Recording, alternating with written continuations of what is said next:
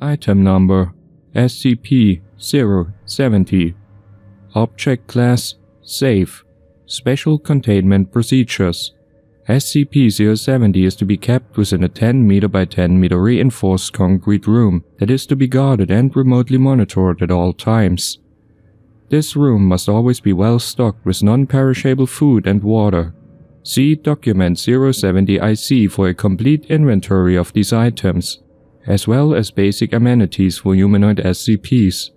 Security personnel assigned to SCP-070 are to carry sticky foam guns in addition to standard armaments.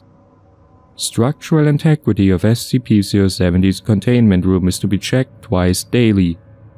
In case of excessive structural damage, SCP-070 is to be incapacitated and relocated to a nearby backup containment room as described above.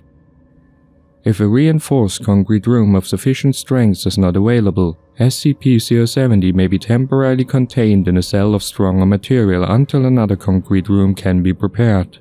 SCP-070 is to be given sedatives and painkillers on request, but no more than the maximum dosage as determined by Dr. Dumont. Personnel who enter SCP-070's containment room for any reason must be unarmed and should wear puncture-resistant body armor. Armed guards must remain outside and out of sight of SCP-070.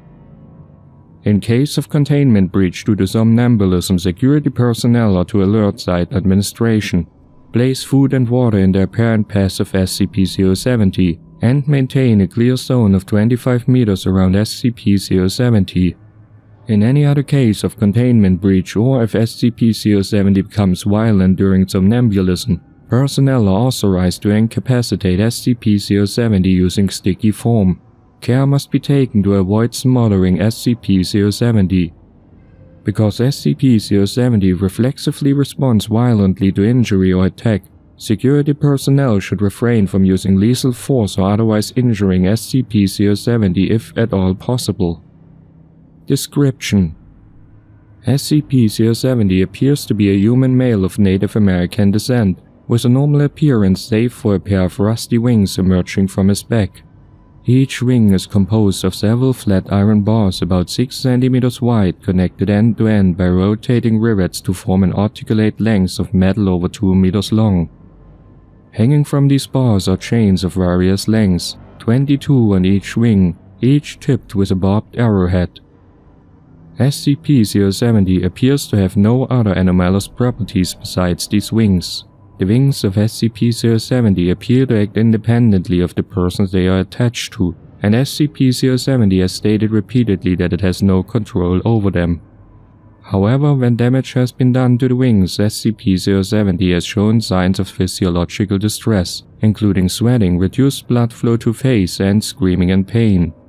The wings have been observed to fold out and expand, shoot out and whip its chains at high speed, both individually and collectively, and anchor its arrowheads into concrete, wood, and like materials.